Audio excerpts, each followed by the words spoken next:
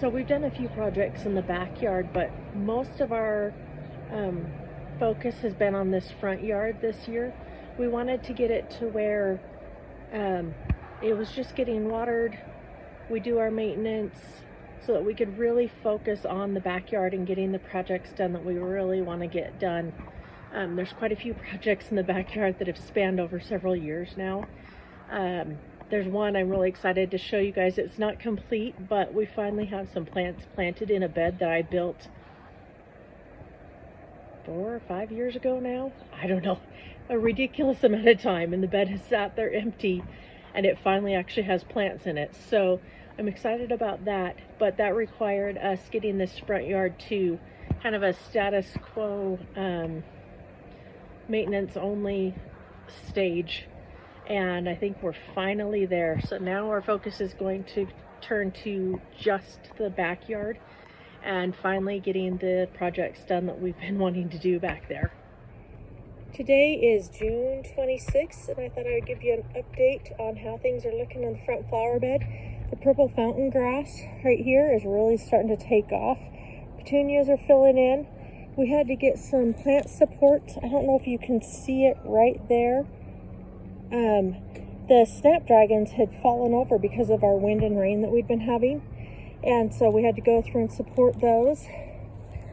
You can see more of our zinnias and our petunias that we planted. I did not plant a single marigold this year, and yet you'll see as we go down through here, there is a carpet of them. We had marigolds in here last year, and they self-seeded, and so we just have gobs of them. And then we have some daylillies back here that went into a bit of transplant shock. We're starting to pull out of it. Salvia in the back that's getting ready for a second flush.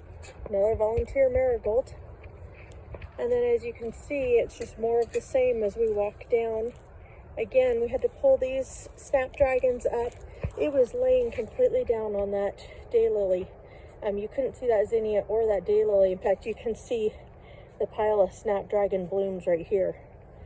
Now, one problem that our area has been having this year is because of our wet winter and wet, cool spring, we're having to put fertilizer on plants that we don't normally have to fertilize. It is just diluting all of the nutrients in the soil. So I have been fertilizing and putting down iron already this year, which normally I wouldn't have to do. And there's another volunteer marigold. So that's been unusual for this year, but everything seems to be doing well. We've already had to treat for budworm once. None of these petunias had any blooms on them for a while, and I realized, even though it seemed awful early for budworm, obviously we had some. So we treated for that, and they've been coming back. We've just been tweaking our watering system to get things to fill in nicely. You can see looking back up. And then I'll pan over here to the other smaller bed, which is just more of a repeat of the same. We went with white petunias along the edges, purple the next row in, staggered, and then filled in with zinnias this year. And decided that that's the theme that we wanted for this year, and we'd see how it went. Another thing that we've been working really hard on is getting this front lawn all back in shape. It was basically dead. We hardly even had weeds, and so we've been working really hard on it. We have one spot right there that is still filling in. That was all white top this spring, and we've been working really hard on that. But we finally have our sprinklers dialed in, so that middle section is finally coming back to life. You can still see where we've got a little bit that's coming back, but all in all, the lawn is looking great.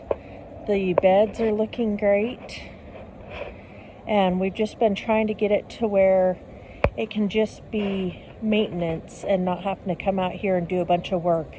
We fertilize, we mow, we weed, that kind of thing, but we're not having to come out here and work like crazy to try to get it to look nice